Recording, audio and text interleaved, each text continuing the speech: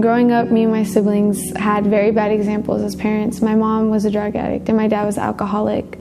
We were all very angry kids, and the angerness kind of like ate me up because I went from home to home, family to family, and I didn't want anybody in my life that could leave. So about 3 years ago, I got into a foster home, and she didn't give up on me, and I was curious of why this woman wanted to be in my life, but I appreciated it. And she sent me to a Christian camp, and anything that had to do with God, I didn't want any part of it. So I was a little bit anxious to go, and I was sitting in the back, and I didn't really care. I didn't want to be there. I didn't want anything to do with it. And after the sermon, it touched my heart, and I decided to test God. And I was like, God, if you're there, if you really think I'm worth it, if you love me like they say you do, and you're there, then prove it to me.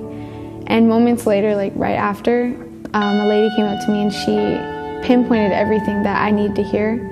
She told me that I was worth it, and she told me that God did have a plan for me, and He did love me despite what I went through or what I did in my past.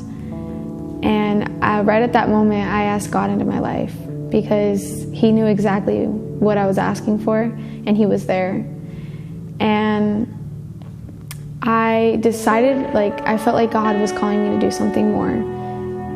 He had a bigger plan for my life, and so I kind of ignored it. I heard from one of my youth leaders about Youth Alive, and I thought that would be a great idea. Maybe I could reach other people because of what I went through. I went to Youth Alive one day, and the very girl that prayed for me at camp was the worship leader at Youth Alive one day, and I was stoked because she was there, and I felt so discouraged about this club I was going to start. And Christian brought me up on stage and had her pray for me, and it just gave me courage, and it made me feel like I could make a difference and help people. She prayed for me to reach others, and it was encouraging to me because I felt like I could do that. And now I've started a Youth Alive at my school, Metro Tech. God can use you, God can use anyone, despite what you've gone through or what you're going through, if you would just let Him. God can use anyone and everyone who will say yes. My name is Adrianna, and this is my story.